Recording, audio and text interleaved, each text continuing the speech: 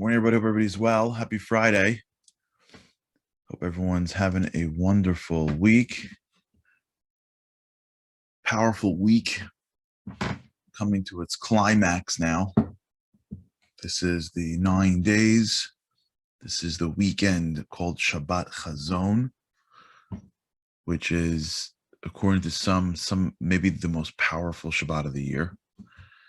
And then this weekend is going to be it's really a holiday, which for those who are on timeless lessons or Torah anytime we'll be talking about.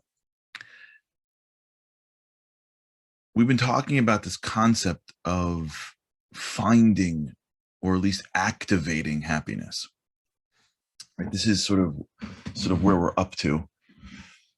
Today we're gonna, be the last day of the season.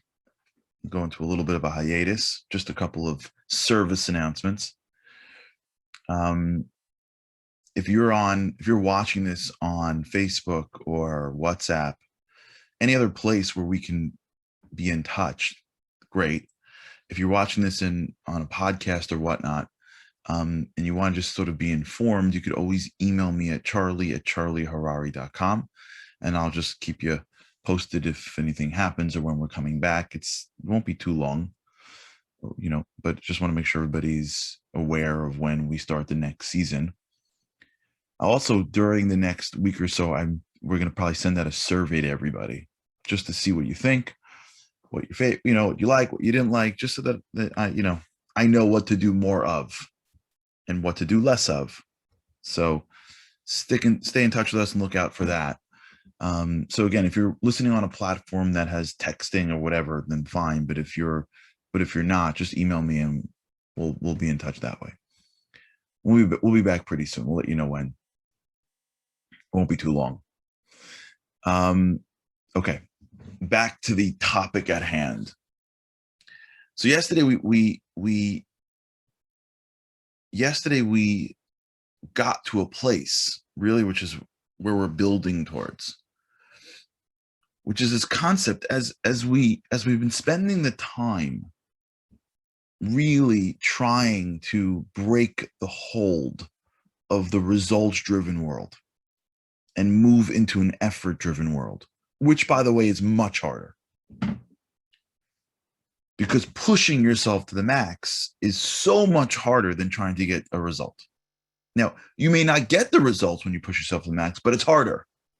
If you have to choose between accomplishing someone else's result or pushing yourself to the max, you're always going to work harder pushing yourself to the max.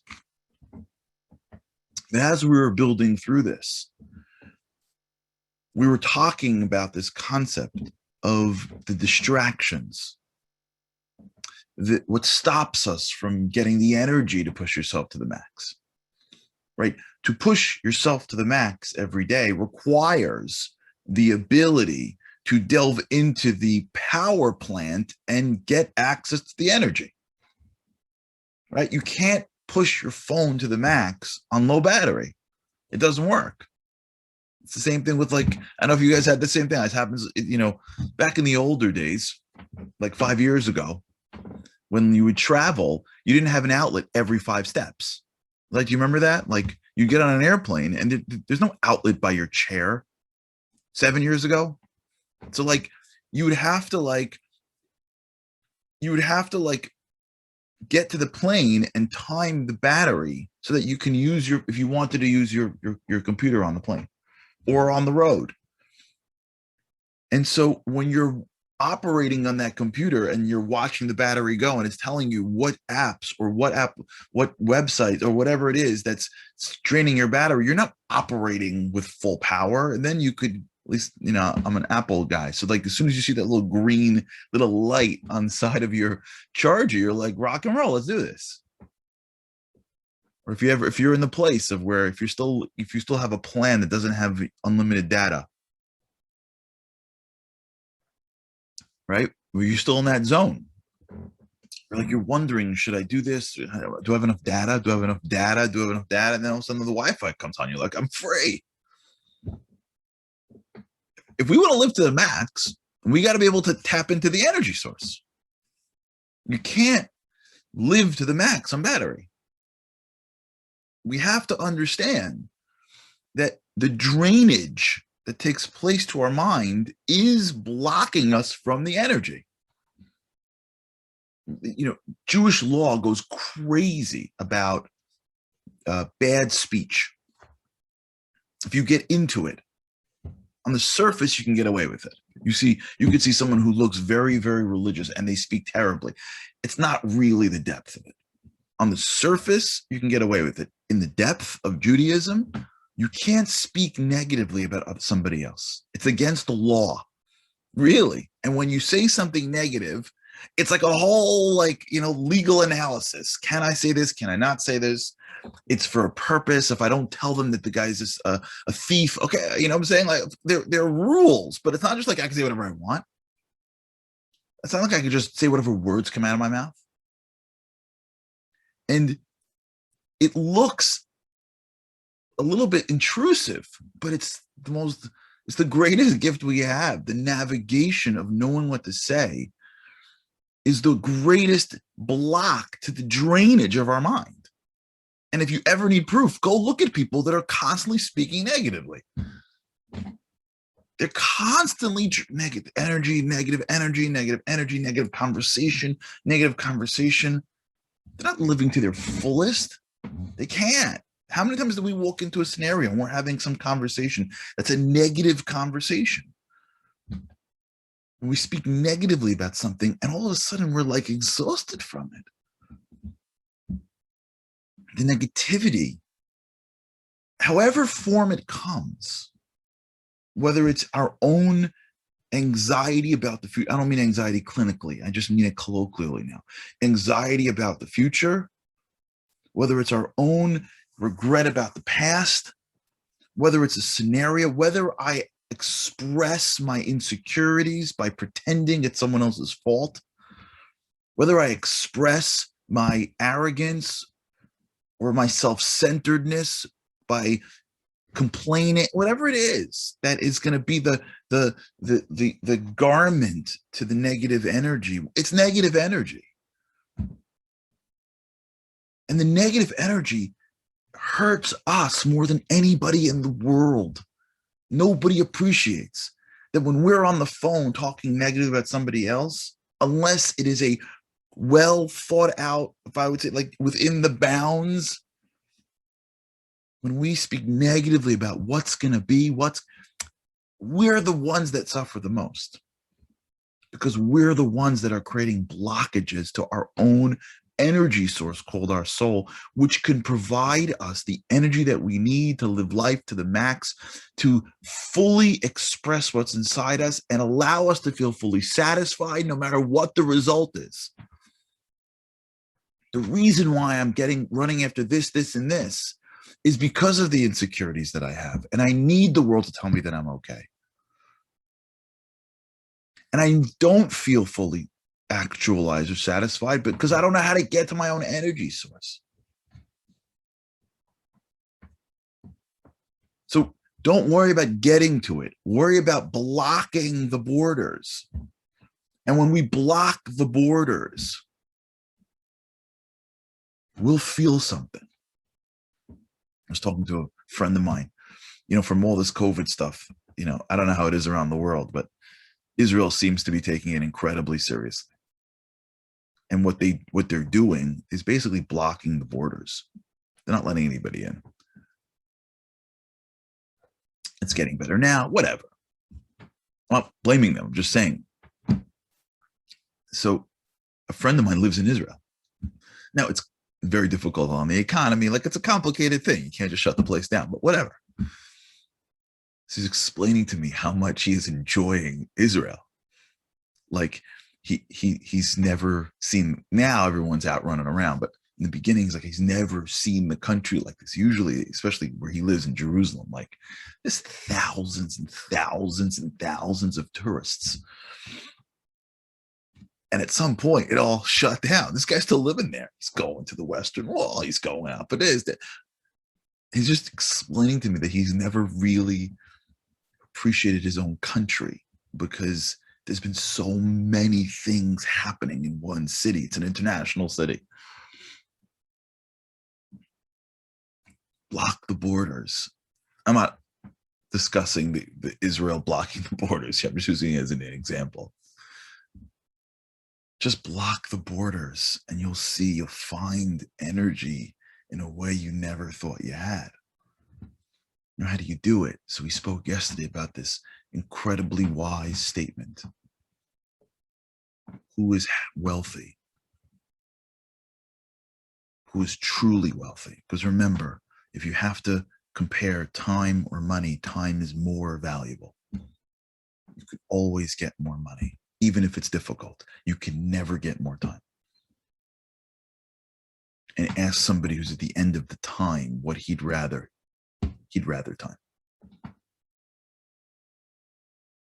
Who is wealthy? Wealth is the person who is fully, who has the depth of time, who is satisfied with their lives. Money only attempts to buy satisfaction.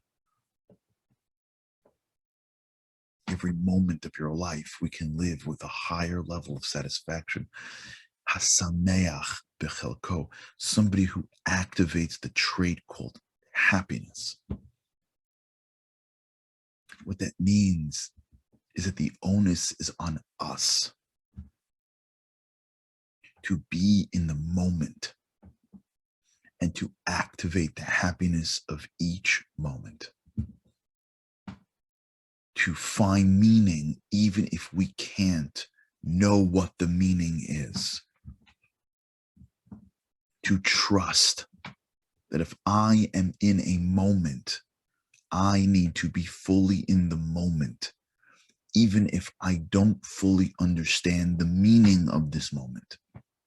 If I'm sitting at a party and someone comes to talk to me and I can't get away from it, I'm in the conversation. I need to be with this human being because I will never know the moment, the meaning of this moment until it's over.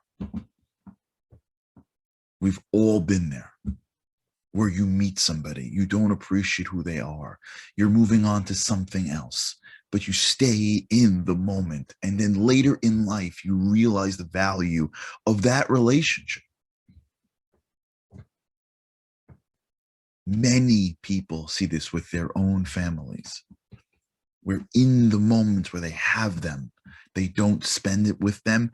And then later they'll do anything to spend it with them. But in the moment, they didn't appreciate it and they couldn't appreciate it. Hasameach bechelko, the rabbis say. Don't worry about what's going to be in a minute. You're in a chelek, you're in a portion of time. Activate that. Infuse joy into that. Infuse happiness into that. Frame your moments so that they're fully lived, because you can never know their value until you've lost them. That means that every moment of our day could be a moment that is infused with our meaning. What that means is that meaning is that in which we infuse. It's not that in which the world shows us. I am given the ability by the creator of humanity to infuse meaning into things. And we see it all the time.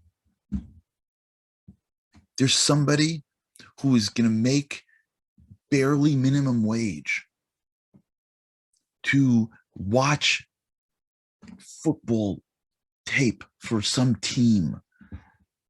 He's going to follow the team around, and all he's going to do is watch tape of games and give notes to a coach.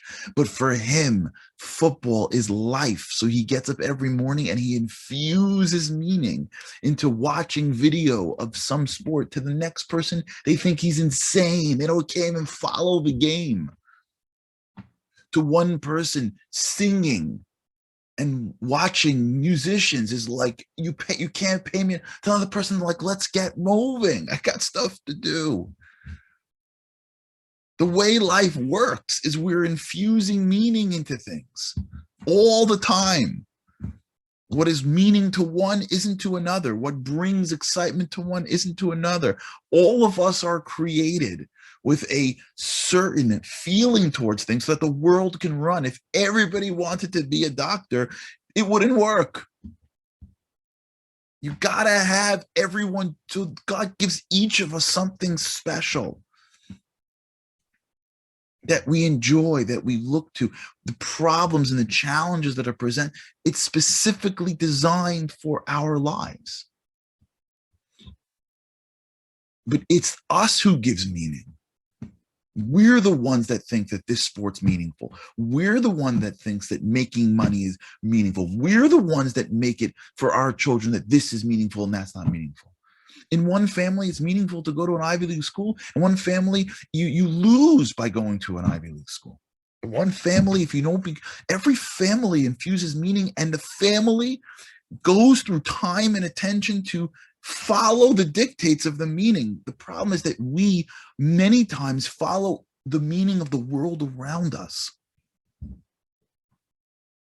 And the rabbi said, no, no, no, no, no, no.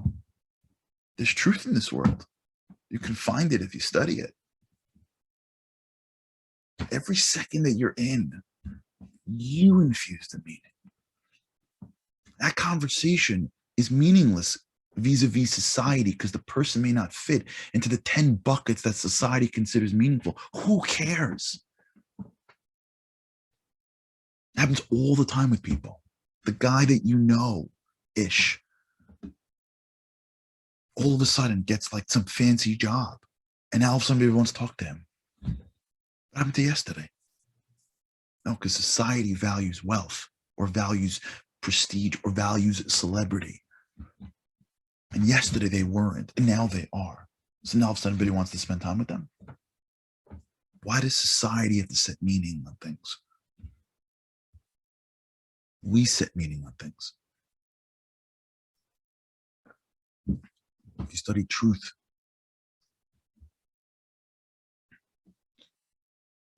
God gives meaning to things. God will show you what's meaningful. But in every moment that you're in, you can make it meaningful. And you can strive for meaning. And you can push yourself to see, is this really meaningful vis-a-vis real truth? And find meaning in things that we never thought possible. When we stand in front of a challenge, our ability to get through that challenge is going to be based on whether or not we look at the challenge and say, I don't know how, but there's meaning here. There's a value for what I'm going through right now. I don't know it yet, but I'm going to infuse this scenario with meaning for my soul and do the best that I can in it and live in it and overcome it and know that one day I can look back and I'm sure I'll understand the meaning. I'm bringing the happiness. God brings the circumstances and says, you bring the happiness. You bring the positive frame. You bring the reason for being in the room. Don't wait for me. We're partners in creation, he says. Got a world. I'm doing this with you. It's the greatest gift we have. Every Friday night, we stand before God and we'll recite the Kiddush. We're saying we're partners in creation. It's the greatest gift to be a partner. We can't control the world, but we can control how we feel. We can control our perception. We can control our faith. We can control how we engage in things. And if we're trying to outplay what's 10 steps from now, or we're always saying I'm not enough, we can't even live in the moment. When you walk into a scenario and say, I'm bringing the happiness, I'm bringing the enthusiasm. I don't got to have it figured out. I don't run this world. I play in each moment. All I worry about is the next play. Someone wonderful emailed me. King David says, Kirega ba'apo. Ba'apo is also your nose, the moment that's right in front of your nose.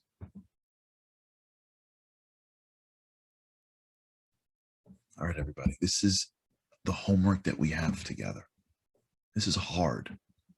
It may sound simple unless you're already doing this. This is super hard.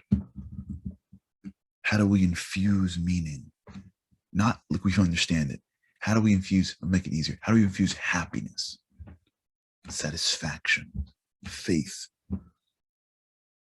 How do we infuse courage? How do we infuse enthusiasm into every moment of our lives? Not worrying about what 20 steps is, not living where I was, not looking to the side as to who has more or who's further ahead of some race that some other place made up that I got to be on. I'm here where I am. I'm going to make it awesome wherever I am. Thematically, because this is really our first break. It's not going to be that long. Week 2, whatever it is, not too long. I can't be apart from you for too long. But just to end the way we end in the trip. This is momentum, of course. So this is the men's trip. This is connected to the men's. We do the men's trip. I'll end the way we ended in the men's trip. For those who are interested, there's a lot going on Sundays, Tisha B'Av. Just keep an eye out for it.